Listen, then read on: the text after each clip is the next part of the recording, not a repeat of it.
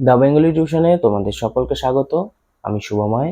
আজ তোমাদের সঞ্জীব চন্দ্র চট্টোপাধ্যায়ের লেখা পালাও যে গল্পটি রয়েছে, যেটি নবম শ্রেণীর অন্তর্গত। নবম শ্রেণীতে যারা পড়ছো তাদের হয়তো এই গল্পটা পড়তে হবে না, কিন্তু যারা এসএসসি দিবে ভাবছো তাদের ক্ষেত্রে এই গল্পটি অবশ্যই পড়তে হবে। তো সেই পালাও গল্পটি নিয়ে আজ আমরা বিশ্লেষণ করব। দেখো, পালাও গল্পটি আমরা লাইন ধরে ধরে হয়তোবা পড়বো না, কিন্তু পালাও গল্পটির আমরা যে সারমর্ম বা বিষয়বস্তু বা এই গল্পটিতে লেখক কি বলতে চেয়েছেন সেটা নিয়ে আমরা বিশ্লেষণ করব।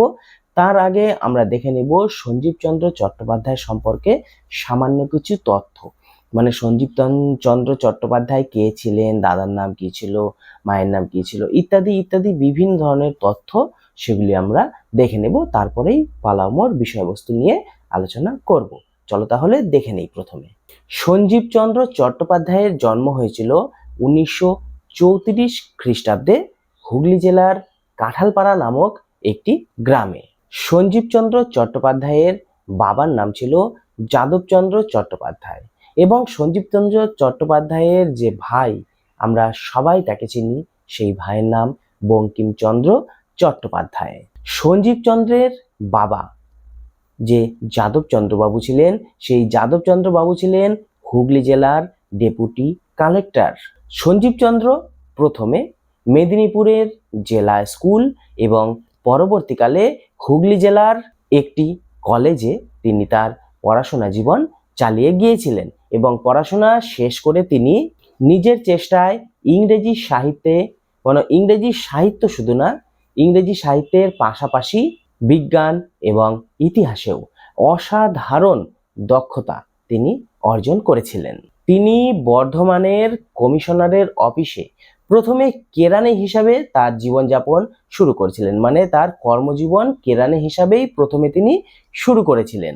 পরবর্তীকালে আমরা দেখতে পাই ডেপুটি ম্যাজিস্ট্রেট হিসাবে তিনি নিয়োগ হয়েছিলেন। মানে প্রথমে কেরানি হলেও পরে ডেপুটি ম্যাজিস্ট্রেট হিসাবে তিনি নিয়োজিত হয়েছিলেন। সঞ্জীবচন্দ্র চট্টোপাধ্যায় বঙ্কিমচন্দ্র প্রবর্তিত যে বঙ্গদর্শন পত্রিকা রয়েছে, সেই বঙ্গদর্শন পত্রিকার সম্পাদনার কাজও বেশ কিছুদিন চালিয়ে গিয়েছিলেন।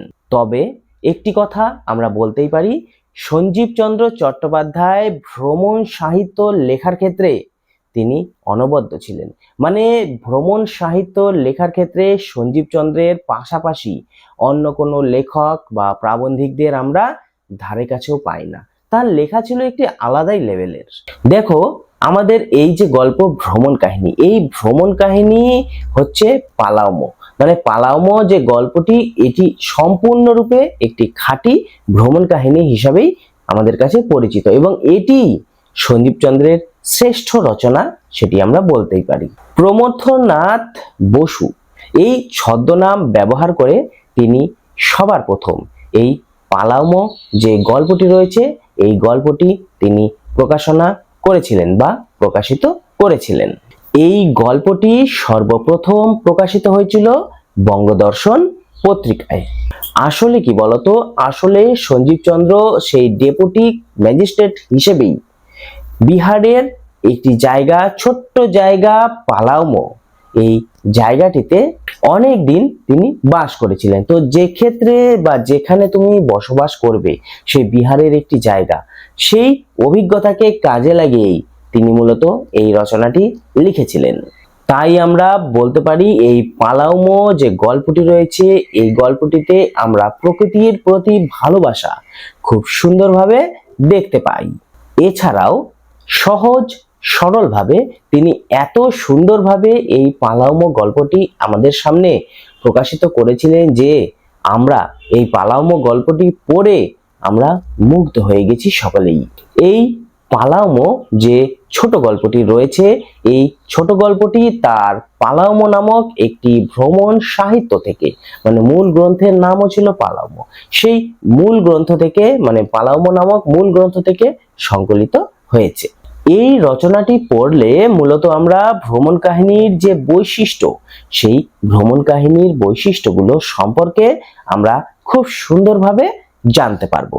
এছাড়াও পাহাড় ও জঙ্গলে ঘেরা যে পালামো অঞ্চল রয়েছে, সেই পালামো অঞ্চলের বর্ণনা এবং তার আশেপাশের পরিবেশ সম্পর্কে আমরা পুঙ্খানুপুঙ্খ আলোচনা এই গল্পে পেয়ে থাকি। এছাড়াও সঞ্জীবচন্দ্র পালামো যাবার পথে যে অভিজ্ঞতার সম্মুখীন হয়েছিলেন, মানে রাস্তাঘাটের যে বিবরণ তিনি আমাদের সামনে তুলে ধরেছিলেন, সেগুলি সম্পূর্ণ তার নিজের জীবনের অভিজ্ঞতা, এটা আমরা বুঝতে পারি।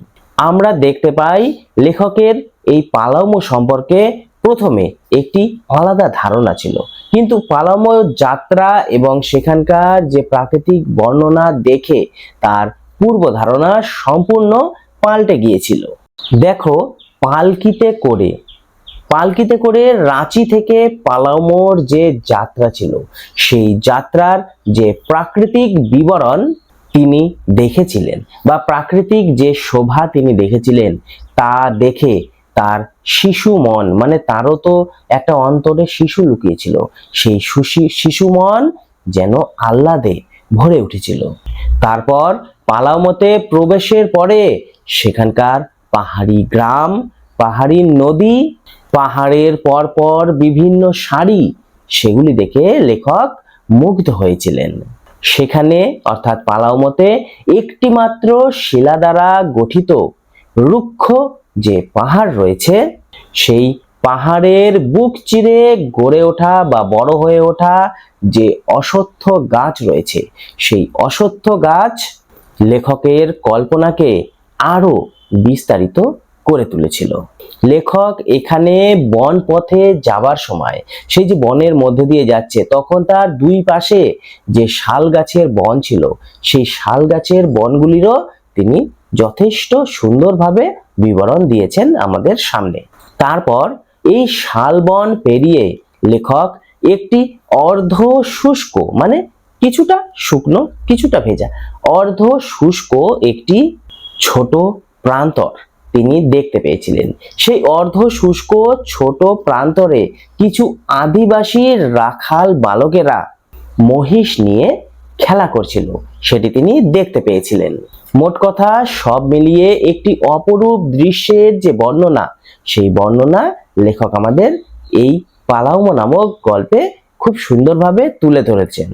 আসলে কি বলতো, সমতল অঞ্চলে যারা বসবাস করে, সেই সমতল অঞ্চলের মানুষ সমতলের মাঠ ঘাট পাথর ইত্যাদি বিভিন্ন জিনিস দেখে সবসময় অভ্যস্ত হয়ে পড়েছে। আমাদের পাহাড় পর্বত দেখার, মানে আমরা যারা সমতলে বাস করি, তাদের এই পাহাড় পর্বত দেখার তেমন সুযোগ হয় না। কেবলমাত্র আমরা উঁচু উঁচু বিভিন্ন জায়গায় যে ঢিপি থাকে, সেই উঁচু ঢিপিগুলা দেখেই আমাদের পাহাড়ের স্বাদ আমরা গ্রহণ করি। আর যখন আমরা সত্যি সত্যি পাহাড় দেখতে পাই, তখন আমরা আনন্দে আত্মহারা হয়ে পড়ি। আমরা দেখতে পাই আমাদের যে লেখক রয়েছে সঞ্জীবচন্দ্র চট্টোপাধ্যায়, তিনিও ছিলেন এই সমতল অঞ্চলেরই মানুষ বা বাসিন্দা। তাই এই পালামো অঞ্চলে গিয়ে সেখানকার ক্ষুদ্র পাহাড় দেখে তিনি অভিভূত হয়ে পড়েছিলেন বা তিনি আপ্লুত হয়ে পড়েছিলেন। লেখক সেই পালামোতে গিয়ে এত ছোট ছোট পাহাড় দেখেছিলেন যে সেখানকার নদী, জমি, এছাড়াও ছোট ছোট যে ঘরগুলি ছিল, সেই ঘরগুলি দূর থেকে দেখাই যেত না।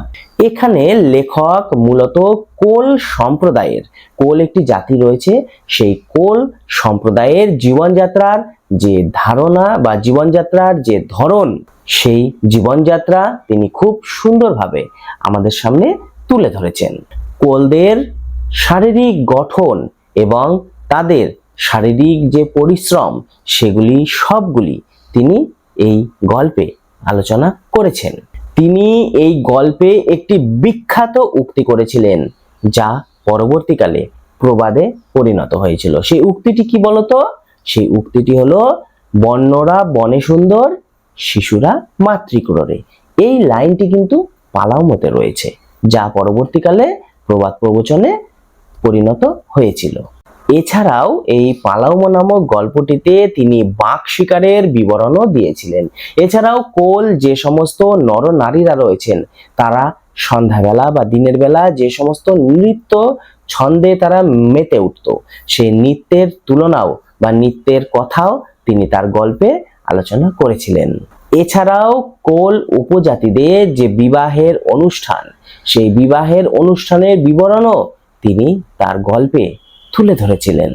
সর্বোপরি আমরা যদি এই বইটি খুব সুন্দরভাবে মন দিয়ে পড়াশোনা করি বা মন দিয়ে পড়ি, তাহলে পালাউমো অঞ্চলের যে প্রাকৃতিক সৌন্দর্য রয়েছে, সেই সৌন্দর্যের একটি দারুণ বিবরণ আমরা পেয়ে থাকব এবং বইটি পড়ার সঙ্গে সঙ্গে আমরা এই পালাউমো অঞ্চলের যে ভ্রমণের স্বাদ তা আমরা গ্রহণ করতে পারবো।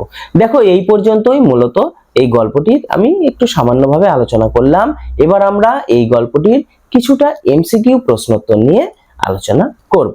চলো তাহলে এমসিকিউ প্রশ্নোত্তর শুরু করি। পালামৌ রচনাটি যার লেখা? অপশনগুলি হলো সঞ্জীবচন্দ্র চট্টোপাধ্যায়, পূর্ণচন্দ্র চট্টোপাধ্যায়, প্রমথ চৌধুরী। সঠিক উত্তর সঞ্জীবচন্দ্র চট্টোপাধ্যায়। পালামৌ রচনার প্রথমেই আমরা কোন ইংরেজি পত্রিকার নাম পাই? অপশনগুলি হলো হিন্দুস্তান টাইমস, স্টেটসম্যান, হরকরা। সঠিক উত্তর হরকরা। পত্রিকায় পেরেড বৃত্তান্ত, ব্যান্ডেল বাদ্য চর্চার কথা কে লিখেছেন?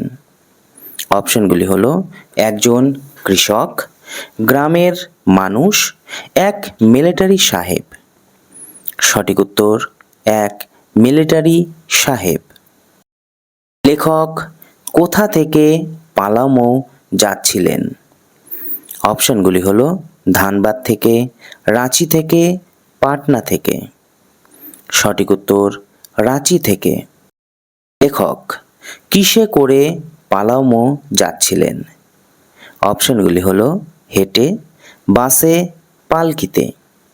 সঠিক উত্তর পালকিতে। পালামৌ পরগনায় বেশি কি দেখা যায়? অপশনগুলি হলো পাহাড়, ইটের বাড়ি, অসংখ্য নদী। সঠিক উত্তর পাহাড়। পালামৌ একটি পালামৌ কি? অপশনগুলি হলো পরগনা, গ্রাম, শহর। সঠিক উত্তর পরগনা। পালামৌতে কোন গাছ বেশি দেখতে পাওয়া যায়? অপশনগুলি হলো শাল, সেগুন, কাঁঠাল। সঠিক উত্তর শাল। লেখক কাষ্ঠ ঘণ্টা পূর্বে কোথায় দেখেছিলেন? অপশনগুলি হলো নদিয়া অঞ্চলে, বর্ধমান অঞ্চলে, মেদিনীপুর অঞ্চলে। সঠিক উত্তর মেদিনীপুর অঞ্চলে। রচনাংশে একটি গ্রামের নাম পাই, তার নাম কি? অপশনগুলি হলো লাতেহার, লবটুলিয়া, পাকুড়। সঠিক উত্তর লাতেহার। লেখকের পোষ্যটি কি? অপশনগুলি হলো বিড়াল, পাখি, কুকুর। সঠিক উত্তর কুকুর। কোন বৃক্ষকে দেখে লেখকের বড় রসিক বলে মনে হয়েছে? অপশনগুলি হলো শাল, অশ্বত্থ, হিজল। সঠিক উত্তর অশ্বত্থ। লেখক কখন পালামৌ পৌঁছেছিলেন? অপশনগুলি হলো সায়াহ্নে, প্রাতঃকালে, অপরাহ্নে। সঠিক উত্তর অপরাহ্নে। তাহার ভাগ্যে কঠিন পাষাণ, পাষাণই তাহার অবলম্বন। মন্তব্যটি কার? অপশনগুলি হলো লেখকের, কোল বালকদের, মিলিটারি সাহেবদের।